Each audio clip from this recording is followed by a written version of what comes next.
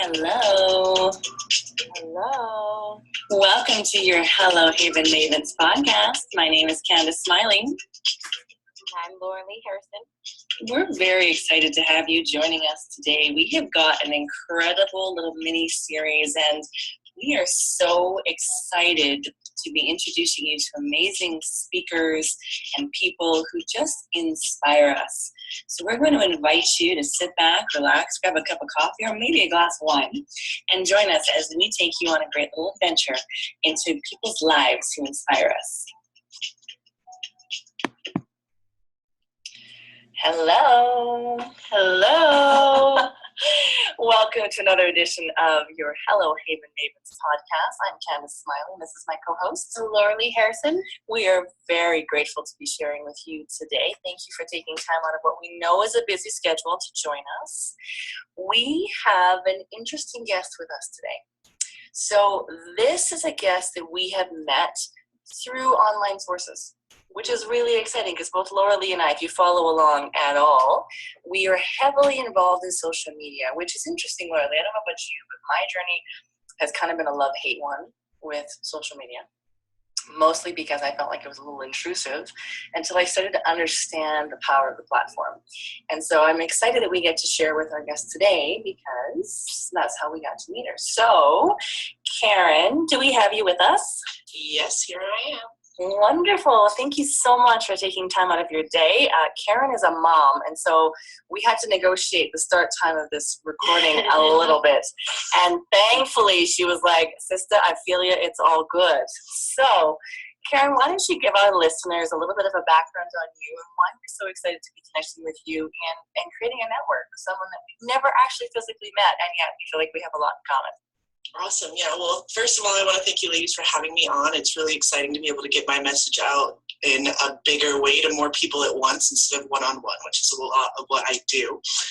And I guess you would call me a life coach. I don't like that word. I use transformational spiritual coach because I'm trying to elevate your whole life. We were actually just talking about it before we started recording, that I teach whole life alignment. I help you figure out how to get every area of your life elevated to where you want to be. And to do that, you have to take care of yourself first. And that's what my message really is to anyone who takes the time to listen to me, is if you put yourself first, then you'll have plenty to give. And it's when you don't take care of yourself first that all of the depression, anxiety, stress, screaming at your kids, not having money, all those things are related to the fact that you're not putting yourself as number one when you're supposed to be number one in your own world. Wow.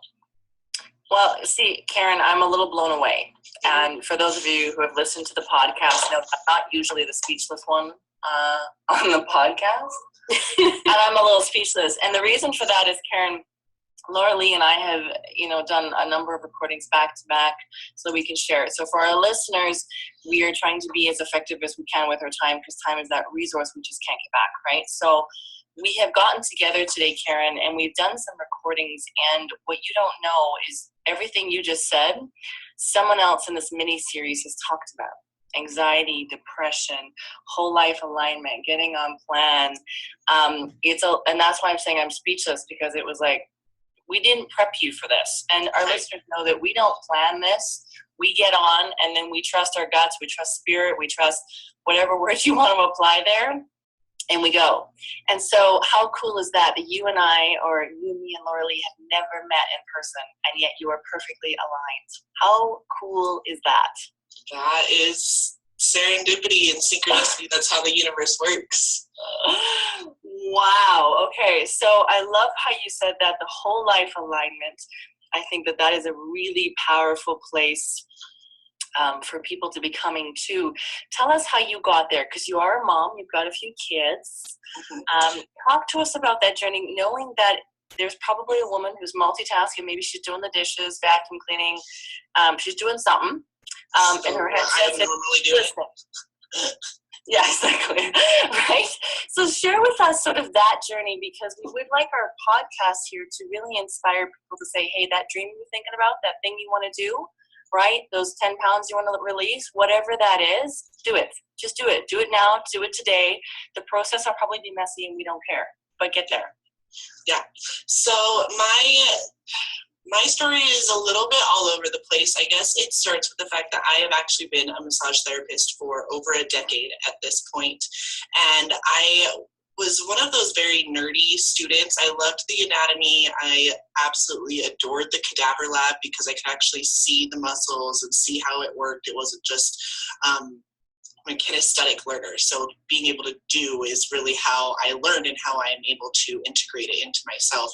But I was very resistant to any of the energy modalities, so acupressure and shiatsu and Reiki, all those things. I was all like, yeah, that's just secondary, whatever. Like, I didn't get it. I understood that there was something that I was feeling, but I didn't know what it was, and I blocked it totally. And then I had my first son right after massage school, so I was actually pregnant with him during it. And then I didn't have another baby for a few years, and what happened was that we wanted to get pregnant, and I couldn't, and I finally got to a point where I realized that maybe my subconscious is blocking me from getting pregnant, and so I started seeing a therapist, a life coach, to sort of help me work through my stuff, and within 6 months of working with her, I was pregnant again after 15 months of trying to get pregnant, like with nothing.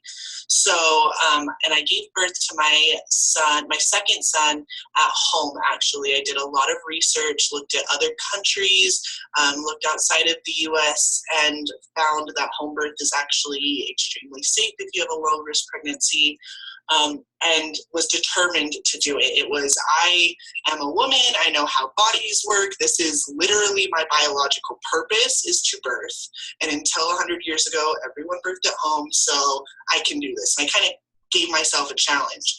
And when I did that, I felt amazingly powerful after giving birth to him, but I had this team around me, my midwife, my husband, my doula, all these people there.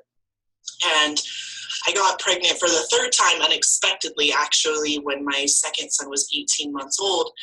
And when I realized I was pregnant again, I was like, okay, I'm having a daughter this time because everything feels so much different. And I was having a daughter, and I did have a daughter, I guess. And then I got to, we were planning a home birth again, all this stuff. I just had this sinking feeling, this feeling in my gut that I was going to be birthing her alone. Even though I wasn't planning on it, I had a team, I had everything. I just kind of in the back of my head was like, you got to be prepared that people aren't going to make it in time. And that is exactly what happened. My labor was only 3 hours, and she was born 15 minutes before my midwife got here. And so I delivered her completely on my own, and it was that moment that I kept chasing. Once I got out of the postpartum fog of all the happy, yummy hormones that you have after giving birth, I wanted to know how to feel like that all the time without having more babies, because we were done with 3. You're like, and out. Yeah, pretty much. So that's when I really decided that I was going to put myself first, in the fact that I started meditating every day, which was only like 15 minutes, but I could carve out 15 minutes a day to do that. And I started reading when I hadn't really been reading, except for, in 10 years, I hadn't probably picked up and read an entire book. And in the last year, I've probably read 50 or more books, because I realized Audible was a beautiful thing that I can listen to a book while I'm doing the dishes, like you said, like moms are always doing. And it was through that transformation of putting myself first always that we've reached this point where now I own my own company.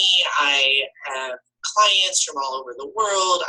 I'm running courses. I'm planning retreats to masterminds. Masterminds. We're planning a giant retreat to Uganda next year, actually, to do some volunteer work, and really just stepping into the amazing life that I knew I would dream about while I was sitting there cleaning puke off of me. Like, I'm sure there's a better life than this, and realizing that I was already living the life I wanted, but through like a lens of gray. Instead of rose-colored glasses, I was wearing gray lenses.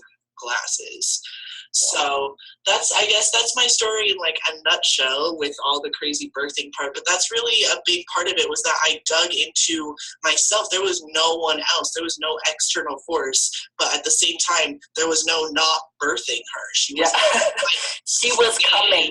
Yes. So, and that's my analogy for everything. Whether you're an artist, whether you're a photographer, or are you a virtual assistant, people who really like love the numbers and the database stuff that I don't get, but there are people that really get lit up by that sort of stuff. Whatever it is that you get lit up by, that's inside of you already, and all you have to do is allow it to be your first priority, and everything else in your life just works out. My relationship is better, our sex is better, my kids are nicer to me, everything is better, just because I was like, you know what, this is my life and I need to be in charge of me, and you guys all are a part of my life, but I'm not going to react to you. I'm going to do me. And if you don't like me doing me, then I don't know what that's going to be a problem. And of course it's my family, so they were able to readjust. Maybe not so many friends. There's definitely times that you get rocked around, but sure. Well, I think it's really cool. Another, serendipitous connection is Laura Lee is also a massage therapist, and she's very, very good at it. And so that's really neat how this has just really come together. It's interesting that you brought that up, that, when you started focusing on you, everything else worked. I spent some time with a good friend this weekend, and the question came up, like, how do you find that place to be kind? How do you find that place to be at peace? And I said, I fell in love with me. I made me a priority, right? Loving me was becoming important. And interesting that you brought it up. Your story to sort of that self-love came when you birthed your daughter, because I would say the same things for me. Becoming pregnant, intentionally becoming pregnant about a year before she showed up. I just felt as if it was time to birth her into the world, and knew it was going to be a her, just had that sense, knew her name, really took time to eat and focus and get grounded. I also did a lot of work to release some negative thought patterns. And this is just my own personal belief, here's the woo-woo section. But release, because I had some prejudices, I had some things that I was like, if our cells remember, and she's going to take my cells and create, a new body, a new person, a new being, then how powerful could it be if I could release some of those things, right? So that she doesn't have to. And that was a really powerful experience. I did the at-home birth thing as well. It was a very powerful experience. And I can remember at one point things sort of slowed down because some fear had kicked in, right? First baby. And I remember sitting there thinking, oh, no, you don't. It's time. We're doing this. I'm just going to submit, right? And then there's powerful, and then she came, right? And it's been a really powerful piece now when I look at other things I want to birth into the world, when there's that moment of, I don't know, man, and you're like, no, we're doing this. We are making this happen today. I will open, I will allow, and then amazing things start to happen. So, how cool is that? Yeah. That's amazing. Good job for being part of the statistic, by the way. I really hope that more people look into birthing at home, because it just, right? It's a little off topic, but it really will allow women to reconnect to their inner goddess that for some reason sort of been taken away from us. But I just started connecting to my ancestors, really. I started thinking about anyone born prior to 1899. Yep. It was all like, well, she did it without drugs. She did it without drugs. She did it without drugs. We were kind of made for this. We're made for this. Everything about us is made for this process. It's part of being. Is part of being a woman. I've often said this to people, it's said in the medical, and I'm all for the medical, so that's not where I'm going with this. And absolutely. It's said in there, she was delivered of a baby. And I was like, it's not something that needs to be removed from me. This is part of the process, right? I hold, host, carry, and then release. And how much more so has that opened up opportunities for me? And just in the thing of, I did that thing, right? My stretch marks say that I was able to stretch to meet that I thought was going to break me, and it didn't. And in fact, I'm cool for it, right? Those are not scars. Those are a reminder of what is possible if I allow. right? That's it. And so some of these things that have become really powerful, I love where this goes. Laura Lee and I, we never plan these. We get on, we start talking, and then we're always like, that's where we want to go. Okay, cool. Yeah, absolutely. And I want to make sure I reiterate too, I had low risk pregnancies. There was I love hospitals when they're needed. I've had plenty of friends whose lives were saved by hospitals. That's not, it's the low risk, the majority of babies born in other first world developed countries are actually born at birth centers or at home, but America and Australia, for some reason, we think we have to go to a hospital, and I'm going to blame Hollywood for most of that. Yeah, right? I know. When they start screaming, I'm like, oh my goodness. What? It's supposed to be like, I am all that is woman. Legit! I felt so powerful at that moment. Honestly, there was this half a moment of, oh my gosh, I have no control over this now. Like when you go over that feeling you get when you stand on the water slide, right? That oh my goodness.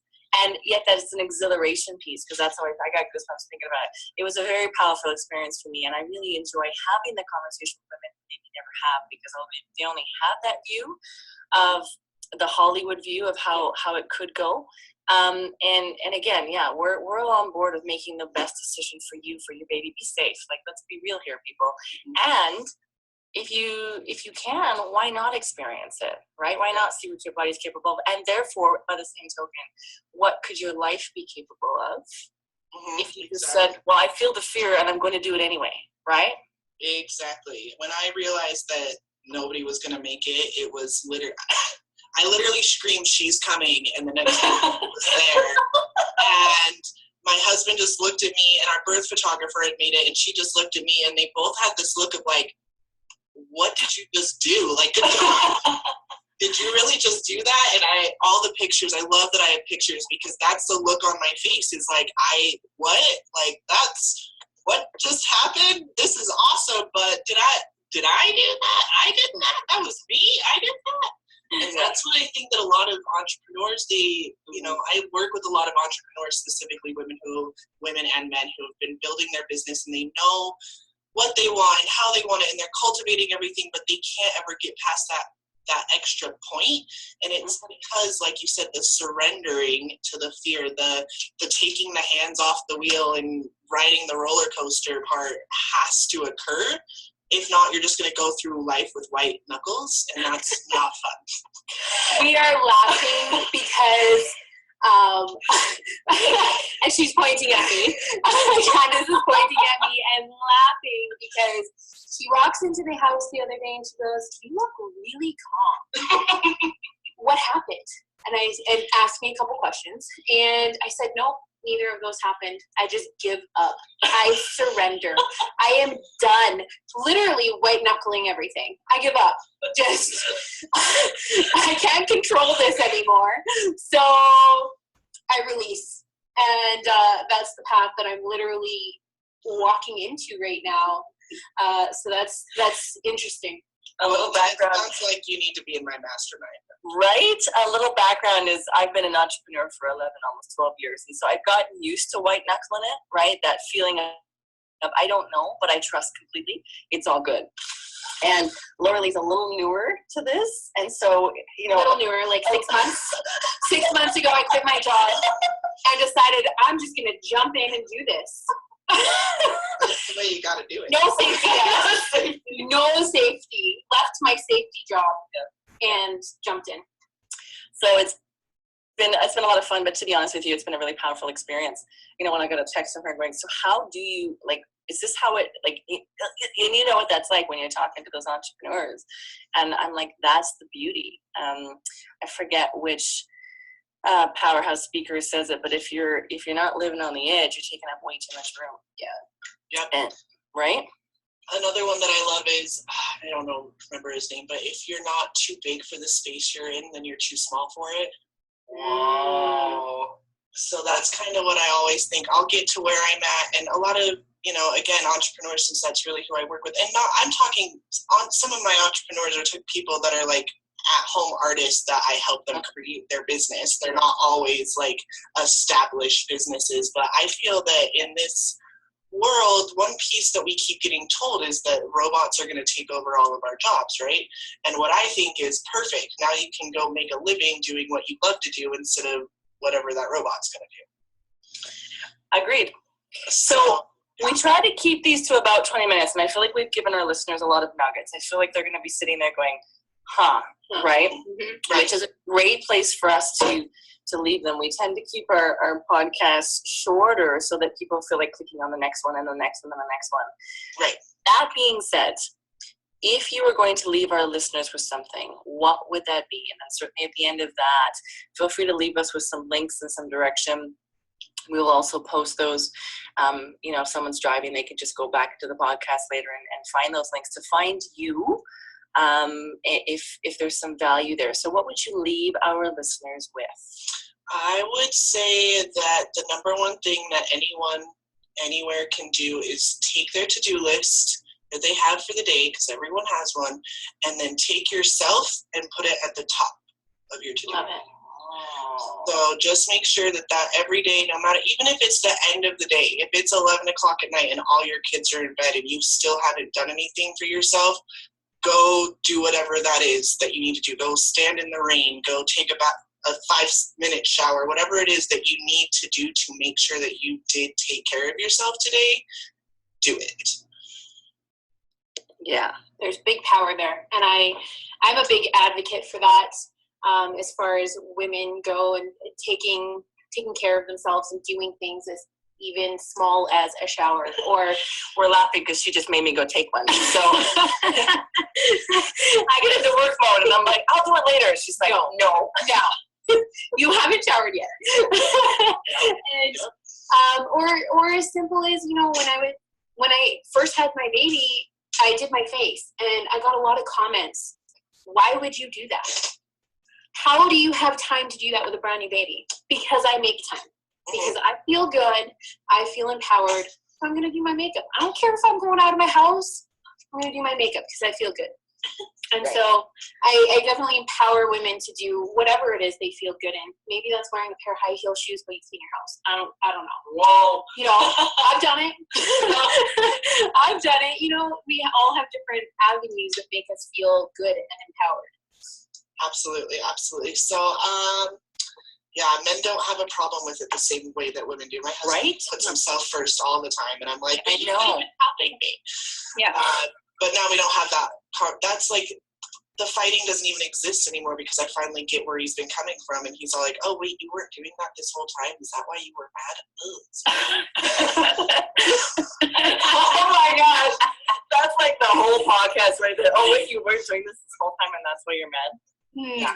Communication. Wow. For future relationships. Communication. Well, that's amazing. Tell me to go have a shower. Well, and to be honest with you, I'm really empowered by the people I get to hang out with, and a number of them are men who really powerfully put themselves first from a really great place. They're gentlemen. They're awesome people to be around. We had a couple on the podcast. And they would absolutely say, put yourself first, with this look on their face like, you don't do that already. Yeah. So I love where you went with that, because I think that's something that hasn't been said yet. And then we gave it a voice just now. Yeah. So thank you for that, Caryn.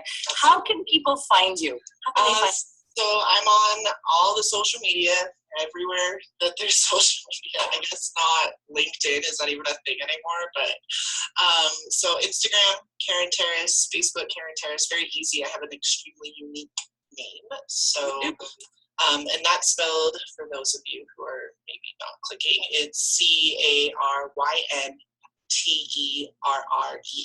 So, and you can find me. And my website is also CarynTerres.com. So all just me, easy, simple.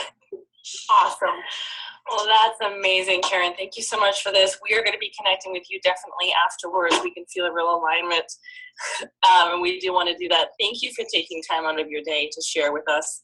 Absolutely. I know I am feeling very, very focused and grateful in this moment for that. So thank you. And for our listeners, you can always find us on SoundCloud, Hello Haven Mavens. On Facebook, same thing, Hello Haven Mavens.